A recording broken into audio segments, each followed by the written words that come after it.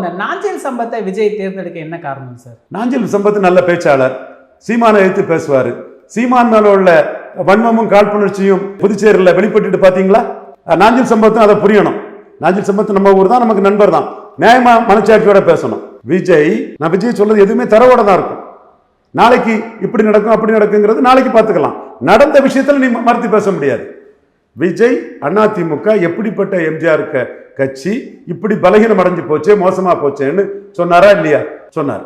அப்ப நீங்க புதுச்சேரியில பேசுறீங்க. எம்ஜிஆர் முதல்ல ஆட்சிக்கு வந்த இடம் 74 புதுச்சேரின்னு சொல்றீங்க. நான் அதைத்தானே சொல்றேன். மக்கள் திலகம் முதலில் அதிமுகவை ரெட்டையில அரியணை ஏற்றிய புதுச்சேரியில் ரெட்டையில சீமானுக்கு 4வது போயிட்டு, ஏன்னா சீமானுக்கு என்ன பிரைம் மினிஸ்டர் கேண்டிடேட்டா இருந்தாரு. அப்ப ஈர்ப்பு சக்தி உள்ள சீமான் ஒரு தமிழ் இஷ்யூவை சொல்றாரு. மாஹி ஏனாம் வேண்டாம், அதை தூரத்துக்கு போட்டுக்கிட்டு மற்ற 28 தொகுதிக்கு மாநில உரிமை கொடு, மாஹி ஏனாம் வேண்டாம், நமக்கு மாநில உரிமை ஒன்று கேட்கிறாரு. அதைத்தான் நீங்க பேசியிருக்கீங்க. மாஹி ஏனாமையும் சேர்த்து பேசியிருக்கீங்க. அது தப்பு இல்லை, உங்க கொள்கை அதுதான்.